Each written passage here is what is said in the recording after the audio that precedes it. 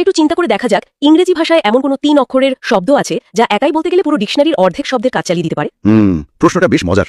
3 অক্ষরের একটা শব্দ, আবার এত ক্ষমতা। হ্যাঁ, হয়তো অনেকেই এরই মধ্যে আন্দাজ করে ফেলেছেন। উত্তরটা হলো GET, গেট। আজকের এই গভীর বিশ্লেষণে আমরা এমন একটি চমৎকার সোর্স বা প্রেজেন্টেশন নিয়ে আলোচনা করতে যাচ্ছি যা দেখলে যে কারোর মনে হবে, আরে ইংরেজি গ্রামার শেখা এত সহজ হতে পারে। একদম ঠিক। আমাদের আজকের আলোচনার মূল ভিত্তি হলো গেট এর জাদু বা দ্য ম্যাজিক অফ গেট নামের একটি দারুণ ভিজুয়াল নোট। এটি মূলত 20টি স্লাইডের একটা মাস্টার ক্লাস।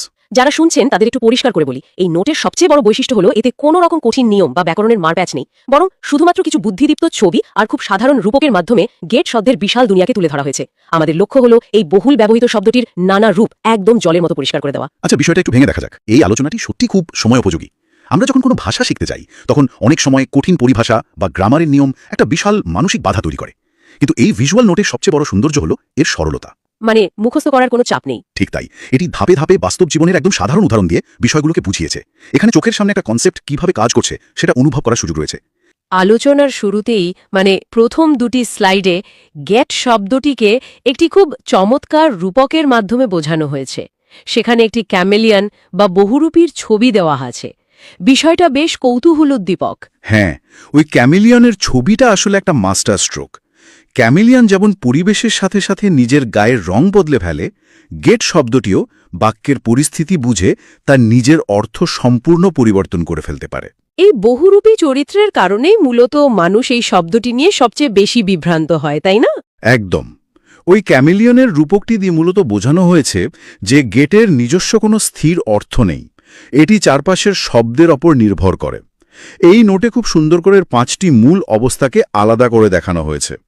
একটু ভেবে দেখলে বোঝা যায় দৈনন্দিন জীবনে এই 5টি কাজ আমরা কত বেশি করি। হ্যাঁ, 5টি বেসিক কাজ। প্রথম অর্থটি হলো পাওয়া বা কেনা, যাকে ইংরেজিতে অবটেইন বা বাই বলা হয়। ধরুন কেউ দোকান থেকে কিছু কিনল, সেখানে এটি ব্যবহার করা যায়। দ্বিতীয়টি হলো পৌঁছানো বা অ্যারাইভ, কোথাও গিয়ে উপস্থিত হওয়া। তৃতীয়টা হলো অবস্থার পরিবর্তন হওয়া। ঠিক। তৃতীয় অর্থটি হলো হওয়া বা বিকাম। চতুর্থটি হলো বোঝা বা আন্ডারস্ট্যান্ড, যখন কারো কথা বা কোনো জটিল বিষয় মাথায় ঢোকে। আর পঞ্চমটি হলো নিয়ে আসা বা ফেচ, যেমন কাউকে বলা হলো ঘর থেকে একটা বই নিয়ে আসতে। এই 5টি মূল ভিত্তি বুঝতে পারলেই এর আসল জাদুটা ধরা যায়। দাঁড়ান, এই জায়গাটা একটু গোলমেলে লাগছে। এই যে 5টি ভিন্ন ভিন্ন অর্থ, এগুলো কি সময়ের সাথে সাথে টেন্স অনুযায়ী যখন বদলায় তখন কি কোনো নতুন নিয়ম তৈরি করে? খুব ভালো একটা প্রশ্ন। কারণ এই ভিজুয়াল নোটের 3 নম্বর স্লাইডে বর্তমান, অতীত এবং পার্টিসিপল ফর্মের একটি রাস্তার ছবি দেওয়া আছে। বর্তমান বা প্রেজেন্ট ফর্মে এটি গেট, অতীতে গিয়ে হয়ে যায় গট, কিন্তু এরপর রাস্তাটা 2 ভাগে ভাগ হয়ে গেছে। গটেন শব্দটা কি তাহলে শুধু নির্দিষ্ট কোনো অঞ্চলেই ব্যবহার করা হয়? এই রাস্তার যে রূপকটি ব্যবহার করা হয়েছে তা দিয়ে মূলত ব্রিটিশ এবং আমেরিকান ইংরেজির পার্থক্যটা বোঝানো হয়েছে। যখন শব্দটি পার্টিসিপল ফর্মে পৌঁছায় তখন ব্রিটিশ ইংরেজিতে সাধারণত গড ব্যবহার করেই কাজ চালিয়ে নেওয়া হয়। আর আমেরিকান ইংরেজিতে? আমেরিকান ইংরেজিতে গেলে দেখা যায় তারা পার্টিসিপল হিসেবে গটেন শব্দটি ব্যবহার করতে বেশি স্বাচ্ছন্দ্য বোধ করে। অর্থাৎ আই হ্যাভ গট এবং আই হ্যাভ গটেন দুটোই কিন্তু সঠিক, শুধু নির্ভর করছে কোন অঞ্চলের ইংরেজি অনুসরণ করা হচ্ছে তার উপর। এটা একটা দারুণ স্বস্তির বিষয়। ভুল হওয়ার কোনো ভয় নেই। তবে একটা জায়গায় সতর্ক হতে হবে। নোটে বিশেষভাবে লাল কালিতে দাগ দিয়ে মনে করিয়ে দেওয়া হয়েছে এর কন্টিনিউয়াস ফর্মের কথা। গেটিং লেখার সময় যে 2টি টি বা ডাবল টি বসাতে হয়, এটা অনেকেই তাড়াহুড়ো করে ভুল করে ফেলেন। এই ছোট ছোট বিষয়গুলোই আসলে ভাষার ভিত মজবুত করতে সাহায্য করে। ব্যাপারটা তাহলে এই রকম। এবার মনে হয় গ্রামারের কিছু সহজ ফর্মুলা এবং এর বাস্তব প্রয়োগের দিকে এগোনো যেতে পারে। এই ডকুমেন্টের 4 নম্বর স্লাইড থেকে ফর্মুলাগুলো খুব সুন্দর ছবির মাধ্যমে দেয়া শুরু হয়েছে। প্রথম ফর্মুলাটা হলো গেটের সাথে যদি কোনো নাউন বা বস্তুর নাম বসে। হ্যাঁ, একদম বেসিক লেভেল। একটি ছবিতে দেখানো হয়েছে একজন হাতে চিঠি পাচ্ছে, যার মানে আই গট আ লেটার বা চিঠি পাওয়া। আবার আরেকজন শপিং ব্যাগ হাতে দাঁড়িয়ে আছে, যার মানে I got a new car বা নতুন গাড়ি কেনা। এই ফর্মুলাটা হলো সবচেয়ে সাধারণ, কোনো বস্তু অর্জন করা বা হাতে পাওয়া বোঝাতে এটি ব্যবহৃত হয়। এর পরের ফর্মুলাটা একটু বেশি মনোযোগ দাবি করে, কারণ এখানেই কথ্য ইংরেজিতে সবচেয়ে বেশি ভুল হওয়ার প্রবণতা থাকে। ফর্মুলাটি হলো get plus to plus place, মানে কোনো গন্তব্যে পৌঁছানো বোঝাতে। ঠিক। নোটে দেখা যাচ্ছে একজন ব্যক্তি বাড়ি থেকে যাত্রা শুরু করে সকাল 9টায় অফিসে পৌঁছাচ্ছে। সেখানে বলা হয়েছে I get to work at 9 AM।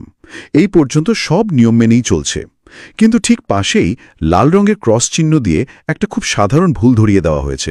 অনেকেই বাড়িতে পৌঁছানো বোঝাতে গেট টু হোম বলে ফেলেন। ও হ্যাঁ, এই ভুলটা তো হরহামেশাই শোনা যায়, কিন্তু হোমের আগে টু কেন বসবে না? এর কারণ হল ইংরেজি গ্রামারে হোম শব্দটি যখন নিজের বাড়ি বা আবাসস্থল বোঝায় তখন এটি আর শুধু একটি স্থান বা নাউন থাকে না, এটি তখন একটি অ্যাডভার্ব অফ প্লেস হিসেবে কাজ করে। আচ্ছা, একটা অ্যাডভার্ব হয়ে যায়। একদম। আর অ্যাডভার্বের আগে সাধারণত প্রিপোজিশন হিসেবে টু বসে না, তাই সঠিক বাক্যটি হবে শুধু গেট হোম। যারা শুনছেন এই জায়গাটা বিশেষভাবে মাথায় রাখা প্রয়োজন। স্পোকেন ইংলিশে এই সূক্ষ্ম ভুলটা খুব বেশি চোখে পড়ে। এটা দারুণ একটা টিপস ছিল। এরপরের যে ভিজুয়ালটি আছে, মানে 6 নম্বর স্লাইড, সেটা আমার কাছে এই পুরো ডকুমেন্টের অন্যতম সেরা একটা অংশ মনে হয়েছে। সেখানে বলা হচ্ছে গেট প্লাস অ্যাডজেক্টিভ, মানে হলো চেঞ্জ অফ স্টেট বা অবস্থার পরিবর্তন। ভিজুয়ালটা খুব শক্তিশালী, তাই না? হ্যাঁ, ছবির ভিজুয়ালটা এমন, একদিকে একটা মানুষ শীতে বরফ হয়ে কাঁপছে, আর মাঝখানে বড় করে গেট লেখার পর দেখা যাচ্ছে সেই মানুষটাই রোদে ঘেমে একাকার। তার মানে গেট আসলে একটা ট্রানজিশন বা রূপান্তর বোঝাচ্ছে। ঠিক তাই। এই ছবিটা এক পলকেই অবস্থার পরিবর্তনের ধারণাটা মাথার ভেতর গেঁথে দেয়।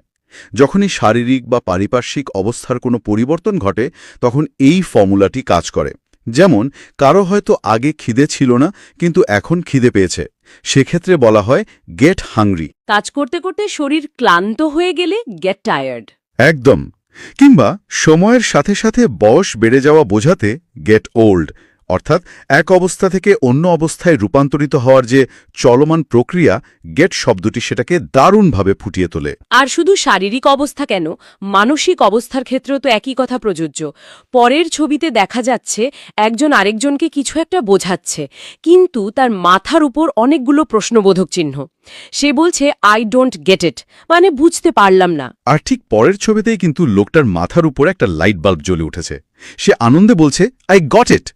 এই লাইট বাল্ব জ্বলে ওঠার রূপকটা খুব দারুণ। এখানে চমকপ্রদ বিষয়টা হলো কিভাবে একটি অতি সাধারণ শব্দ মানুষের শারীরিক এবং মানসিক উভয় অবস্থাকেই এত নিখুঁত এবং সাবলীলভাবে প্রকাশ করতে পারে। কেউ যখন বলে আই গট ইট, এর মানে শুধু এই নয় যে সে কোনো তথ্য পেয়েছে, এর মানে হলো তার মনের ভেতরের ধোঁয়াশা বা কনফিউশন কেটে গিয়ে একটা পরিষ্কার বোধ তৈরি হয়েছে। অজ্ঞানতা থেকে জ্ঞানের দিকের রূপান্তর। ঠিক বলেছেন। অজ্ঞানতা থেকে জ্ঞানের দিকে এই যে রূপান্তর, এটাই হলো গেট শব্দের আসল শক্তি। এরপর 8 নম্বর স্লাইড থেকে ডাইনামিক অবস্থা এবং অন্যকে দিয়ে কাজ করানোর মতো দারুণ কিছু বিষয় উঠে এসেছে। প্রথমেই একটা দাড়িপাল্লার ছবি দেওয়া আছে। দাড়িপাল্লার দুই দিক একদম সমান। একদিকে লেখা আই হ্যাভ আ কা, অন্যদিকে লেখা আইভ গট আ কা। এটা দিয়ে কি বোঝানো হচ্ছে যে দুটোর মধ্যে বিন্দুমাত্র কোনো পার্থক্য নেই? দাড়িপাল্লার ছবিটার মূল বার্তাই হলো এটি। এই দুটো বাক্যের অর্থে বা ওজনে কোনো পার্থক্য নেই। দুটোই পজেশন বা মালিকানা বোঝাচ্ছে। কারো কাছে যদি একটি গাড়ি থাকে, সে আই হ্যাভ আ কা বললেও যা বোঝাবে, আইভ গট আ কা বললেও ঠিক তাই বোঝাবে। বাধ্যবাধকতার ক্ষেত্রেও কি একই নিয়ম? হ্যাঁ, অব্লিগেশন বা বাধ্যবাধকতার ক্ষেত্রেও নিয়মটা এক। আই হ্যাভ টু গো মানেও যেতে হবে এবং আইভ গট টু গো মানেও যেতে হবে। দুটোর অর্থগত ওজন একদম সমান। তাহলে পার্থক্যটা কোথায়? শুধু পার্থক্য হল কথ্য ইংরেজিতে বা ইনফর্মাল আলোচনায় আইভ গট টুর ব্যবহার একটু বেশি দেখা যায়। এটা শুনতে বেশ স্বাভাবিক এবং সাবলীল মনে হয়। এরপর বি এবং গেটের মধ্যে একটা চমৎকার তুলনামূলক বিশ্লেষণ করা হয়েছে। এখানে দেখানো হয়েছে বি হল স্ট্যাটিক বা স্থির অবস্থা, আর গেট হল ডাইনামিক বা চলমান। এটা শিক্ষার্থীদের জন্য খুব গুরুত্বপূর্ণ একটা কনসেপ্ট। যেমন বিয়ের পিঁড়িতে বসা একজোড়া বরকনের ছবি দিয়ে লেখা বি ম্যারিড, যার মানে হল বিবাহিত অবস্থায় থাকা, আর নিচে পার্টি করা বা বিয়ে করার অনুষ্ঠান চলার ছবি দিয়ে লেখা গেট ম্যারিড। তার মানে বি হল একটা স্থির ছবির মতো আর গেট হল একটা চলমান সিনেমার মতো। এই তুলনাটা একদম নিখুঁত হয়েছে। বি সত্যি একটা স্থির ছবির মতো। কেউ যদি বিবাহিত হয়, সেটি তার জীবনের একটি স্টেটাস বা বর্তমান অবস্থা, তাই সে বলবে আই অ্যাম ম্যারিড।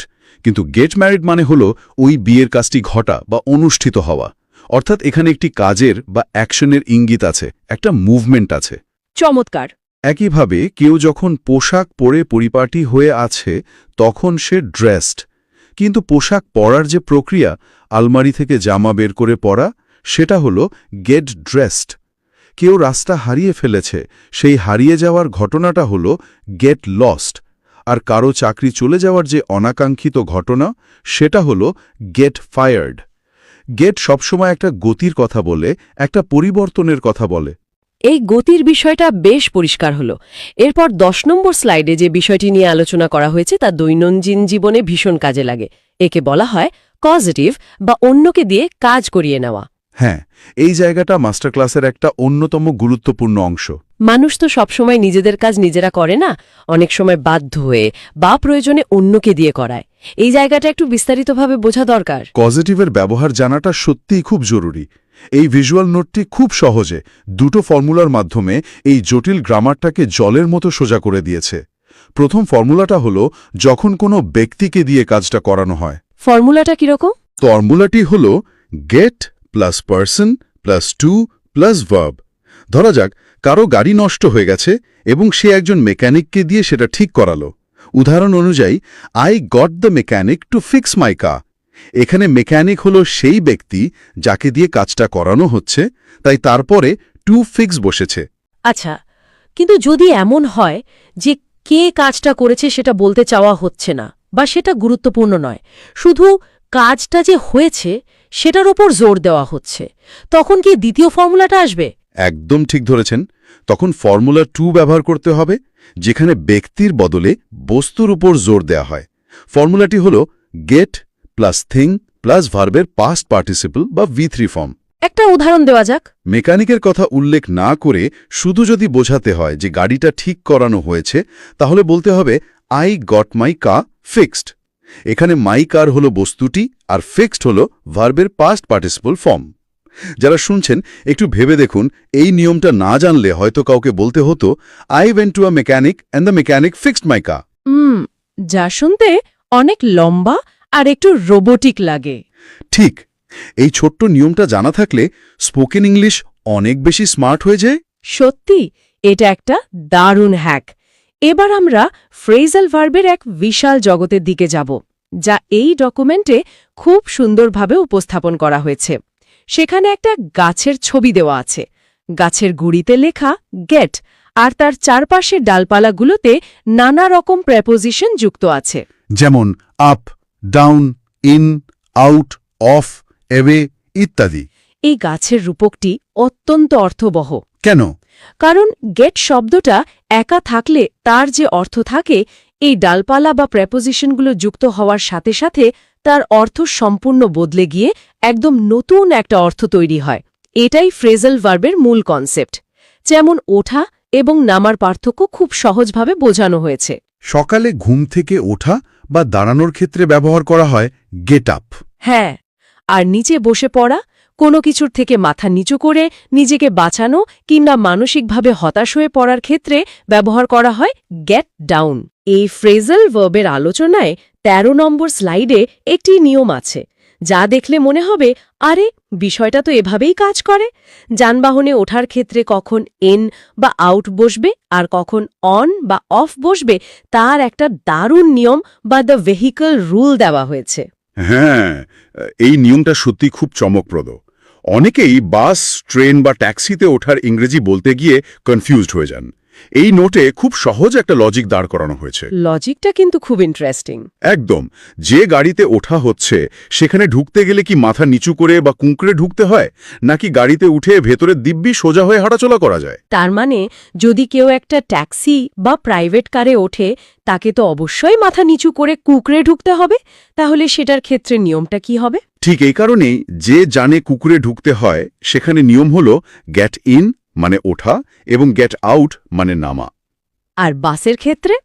যদি এমন যান হয় যার ভেতরে ওঠার পর হাঁটাচলা করার জায়গা থাকে, যেমন বাস, ট্রেন বা বিমান, সেখানে নিয়ম হলো গেট অন মানে ওঠা এবং গেট অফ মানে নামা। এই একটা ছোট্ট এবং অত্যন্ত যৌক্তিক নিয়ম মনে রাখলে যানবাহনের ক্ষেত্রে আর কোনোদিন ভুল হওয়ার সম্ভাবনা থাকে না। কি দারুণ লজিক!